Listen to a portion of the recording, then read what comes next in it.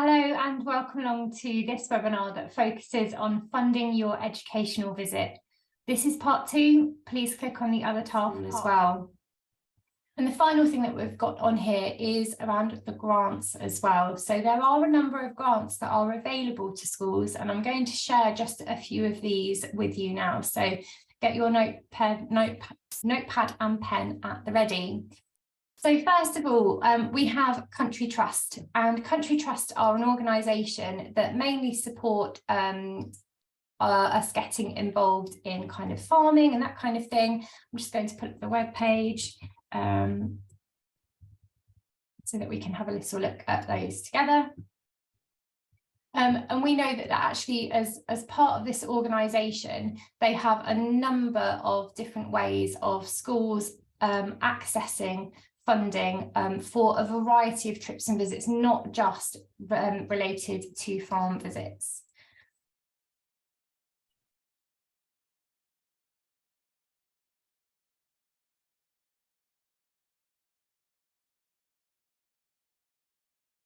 Bear with me 2 moments. The page that I pre-prepared has disappeared, so let me just find that one again.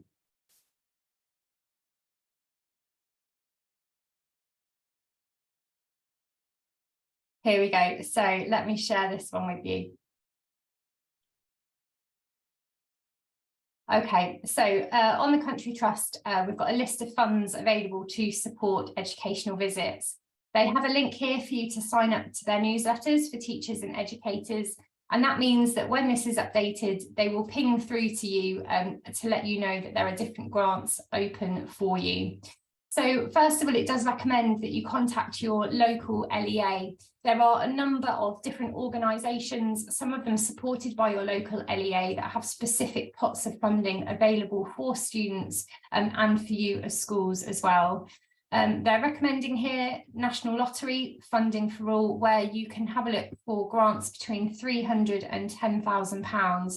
For many of these types of grants, you need to be also demonstrating how this has a positive impact on your community. So you need to look beyond perhaps what you're doing directly within your school, but how this can impact the wider community. And that's a really good idea if you're looking at developing, for example, your own outdoor learning space. That may include things like forest schools. And if that can be open to the public, then you'll be more likely to get funding for these. As we go through, we've got a variety of different organisations here, including the Blue Spark Foundation, Children in Need, as well as Learning Through Landscapes. Learning Through Landscapes is a really good organisation. Not only do they have their own grant programme, but they also provide really good training and resources for you to access. So do spend some time, have a little look through each of these, and you can see we've also got Tesco community grants in here as well. So if you have local supermarkets to you, do keep those in mind. Tesco community grants do specifically support grants from schools. You do need to make sure that you've got a number of different bits of paperwork to support that as well. So get yourselves organised. Have a look at those plans that you have for the different trips and visits and what's going on at different times of the year. And then think about applying quite far in advance. So for Tesco community grants, once you have applied, they say that you should find out between 12 and 18 months later. So if we are applying to them now, we're actually thinking not just for the academic year 23 to 24, but perhaps 24 to 25, which means that if you know you've got those big trips and visits coming up, that you can get some support for that. The other one is actually the Ford Britain Trust. It says it's currently closed, but the Ford Britain Trust has actually reopened. This is especially good if you have a Ford plant quite local to you as well. So have a look at those. Not only do they provide opportunities for funding, but they can also provide manpower if you have projects on your school site that you would like to undertake. Now, last year, Evolve Advice and Jake were involved in supporting Hyundai with their big school trip launch. So it was launched in January of this year. And this is a brilliant opportunity for us to be able to access a number of trips and visits from organisations at relatively low cost. And as Ashley Andrews says here, school trips should provide some of the most exciting and memorable times for our young people. They bring learning to life and encourage greater engagement and inspire future ambitions. So for this particular organisation, they are looking at providing over 25,000 opportunities for our school children to access these educational trips and visits. So have a look at Hyundai and their school trip plan. You can book trips and visits on there, and you can get additional funding as part of that as well. Now, one of the ones I've already mentioned is the Forward Britain in Trust. So do make sure that you note that down. Applications have only just opened for Forward Britain, so get in there quick and you will be in a chance with securing some of that as well. One of the things that I've mentioned quite often throughout this training is that we know that there are additional costs, not just for educational trips and visits, but these other events that happen within our schools throughout the school calendar. And this is a really good resource that has come from Children North East, and it's the cost of the school day calendar. Let's type that in, cost of the school day calendar.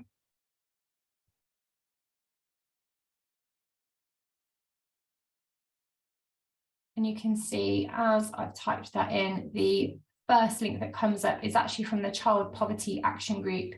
Now, what's really good about these resources is that it encourages you to really go through your calendar with a fine-tooth comb and have a look at where all of those different things throughout the year where we're asking for that additional cost. If we have a really good idea of where those pinch points are in the year financially, we can try and relieve that burden a little bit by shifting payment plans a little where it comes to those educational trips and visits. Now, I'm sure many of you will be thinking about, well, how can we ask for voluntary contributions? What can we charge for as part of our school trips and visits? So on the OEAP National Guidance webpage, you can type in here either voluntary contributions. Oh, let's try that again.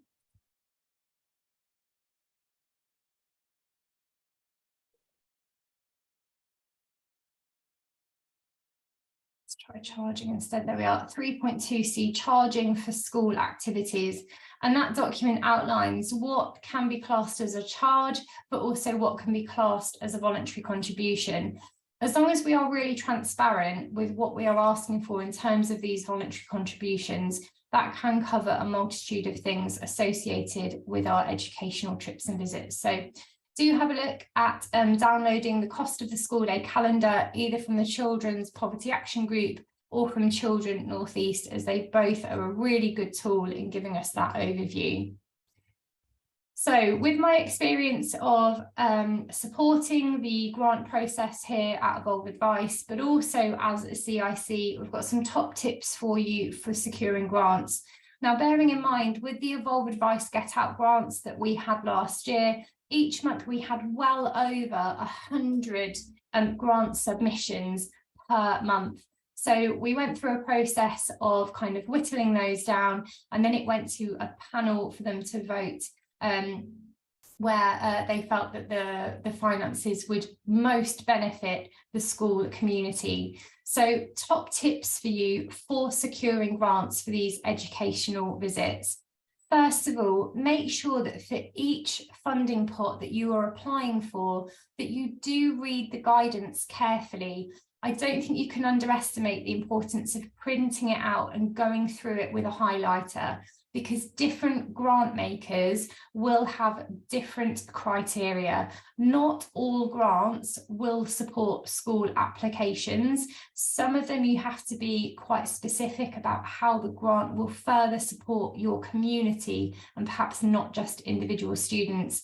Whereas there are other organisations that will only consider your application if you are supporting individual students. Wherever possible, be specific with what you intend to spend that money on. Some of the most successful grant applications that we had come to Evolve Advice last year, it told us exactly how much those train tickets would cost. It told us how much those ice creams would cost for when the students read the book on the beach, getting that full sensory experience. We also want to know directly how many students will this particular grant support. Is it just one student? Is it 5 students? Or actually, is it equipment that can go on to support students over a number of academic years?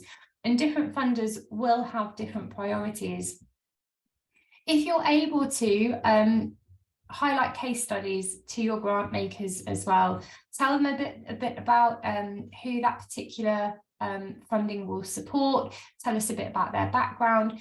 If you're asking for a particular student, you don't need to name them, but you can tell us a bit about their background. Perhaps, have they had access to school trips and visits before? Is this a once in a lifetime opportunity for them? And where possible, also then keep in touch with your grant makers and give them updates about where are you with your planning? How has that funding gone to support your students? Keeping a log of what you spend that money on is also really important. You have some grant makers that are very happy to kind of write you the check and send it over. You have others that really want to know how that's being spent. So you will be required to keep receipts, invoices, and keeping a running total and a tally of how much you've spent so that you can evidence that that money has been spent on exactly what you said it would be. Often we may look to a variety of funders to actually pull all that funding together if we have a much larger project. So for example, it may be that as a school you want to purchase a minibus because you know that when you've got that minibus, it will mean that you don't have to spend £1,000 a time on the coach travel. So be really clear if you are hoping to pull together different pots of funding. And it may be that if you have any parents of children or partners of employees that work for the big banks, they may be able to sign you up for match funding. Along with this, you could also consider doing some crowdfunding where some of the grant makers do match funding to crowdfunding as well. So another opportunity there for you to look at how to kind of double your money and fundraising efforts. And as it says here, do keep your funder up to date with progress. For many organisations, being able to make these grant donations helps fill their little cup of joy, but also it makes for a really good news story. And we all need many more of those in the news at the moment. So when your trip has been completed, put it all together in a case study and send it to your grant maker. If you can also have a case study such as this, it means that in future, you can evidence to future grant makers, look at what we did with the funding. This is the impact report that we had. This is the journey that we've been on. And that's really appealing to many of the businesses that may support you. Now, during our EBC training, we have been through before about accessing grants from other locations, and that does include the Council for Learning Outside the Classroom. They do have funding pots as well, so do keep in mind that the LOTC webpage has been recently updated, so it does take a little bit of time to load, so don't worry if that does take a bit of time as you click onto it. On the homepage, click I work in education, and then there is a support and funding area here. So once again, lots of other organisations available for you to have a look at. And the one that we do share quite often is Get Grants. And Get Grants does have a free resource section where we have a funding finder. And schools, you do have that pot of money. Now, within here, there are 8 whole pages of grant makers. But as I've said already, they might be slightly different in the sorts of things that they will fund, whether that's individual students, whether it's for whole cohorts, whether it's for the cost of the coach journey. So do have a little look at those ones as well. So a few things to keep in mind as we kind of come to the end of the half an hour. So in summary, when we're thinking about our educational trips and visits, making them as affordable as possible, making sure that if we're taking time out of school, that we are making sure that the finances associated with those are of real value, that they have not only that educational value, but go some way to developing those skills that we really need to focus on as schools, linking those to your wider school development plans. Be aware of current trends and try not to be too frightened by the data. The report that I shared earlier on that was released last week from the Sutton Trust is painting a bit of a bleak picture, but actually, as I've already mentioned, the data that we have for our schools is showing that the number of trips and visits is increasing. So we know that they have a real value for our curriculums. Get organised, track your trips and visits, create a lovely big spreadsheet and highlight when you've got those big trips and visits going out across the academic years, and also include those that perhaps are maybe a smaller cost, maybe £10, £20 a time. And don't forget to really use your local learning area. Your local learning area is there for you to access.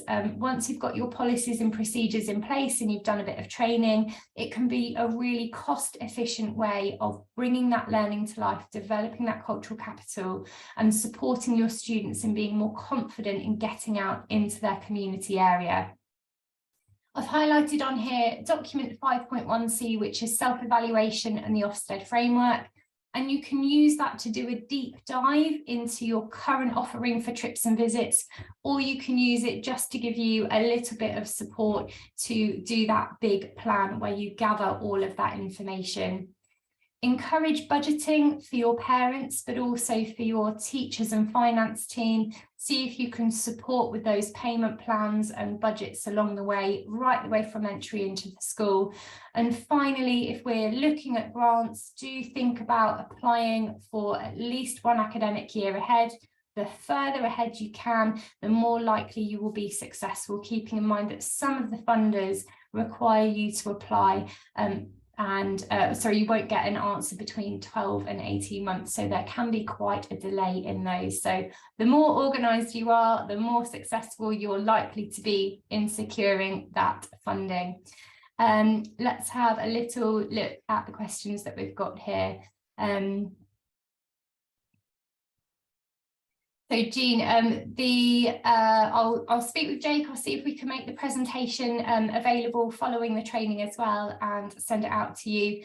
And actually, you know, some of the costs that we've put on that graph, they're from my own experiences of managing a science department in a secondary school, but it's all those small bits that we think, oh, we've got a free trip to go to the science fair. But actually, once we've included the cost of the coach, it can really quickly add up. So these free trips and visits aren't necessarily free, often because of the cost of transport. Let's have a read at your kind of second comment on here. Yeah, absolutely, Jean. So it's a really good idea that when we know that we've got these big trips and visits coming up, for example, doing our GCSE coursework and having those fixed in the calendar, we then can perhaps have a bit more flexibility at some of those ad hoc visits that come up. Now, things such as visits to the theatre, if that's part of the English curriculum and we've actually done it for the last few years, that's something that we can begin to predict. But also, this is where using your online systems and being able to look back at what trips and visits did we do regularly over the last few years, that then helps us to forward plan and be able to budget. In some cases, worst case scenario, if we did every trip that we did last year and the year before, what would that look like for the next 2 years? That then gives you an idea of how much kind of voluntary contributions we're asking for. But also, I'm conscious that many schools as well are really good at budgeting within their departments, and some of them may even use their budgets from the departments to secure the ability to do particularly field work within science and geography as well. We've got a comment on here from Teresa as well. Okay, so Teresa said, given the chance to pay monthly for the trip for the year, so most of it was £4 a month or so, but it hasn't worked, you're £18,000 short. One of the things that it's really important to keep in our minds is that we are asking our parents for a culture change, and we know that within schools, within our own settings, that changing that culture does take time, and it's something that they need to get used to. So the sooner we can implement this good practice, and keeping up with that communication as well. If we're asking parents to pay monthly, think about, how do we remind our parents? Is it through an easy click link where they can do it? Can we ask them to set up direct debits? How do we reduce the admin for our families associated with these things as well? As a parent of 3 primary school age children, the admin I find associated with trips and visits, I find it quite a lot. So the easier we can make it, whether that's through parent pay payment systems, and are evolved as a payment system as well, the easier we make it, the more successful we may be with those as well. Okay, well, thank you so much, everybody, for your comments that have come through today, and for joining me on this webinar. My name's Emma. I'll be delighted for you to get in touch with me if you do have any questions. I would just share with you here an email address, which is advice@evolvedvice.co.uk, if you do have any questions or would like to request the presentation. My name's Emma, and as I've said, my background is not only supporting Evolve Advice with their educational trips and visits, their grants, but also running a community interest company that is all about connecting our community with the outdoors. I'm on LinkedIn. You can find me /ewid. Pop a note on there and come and say hello.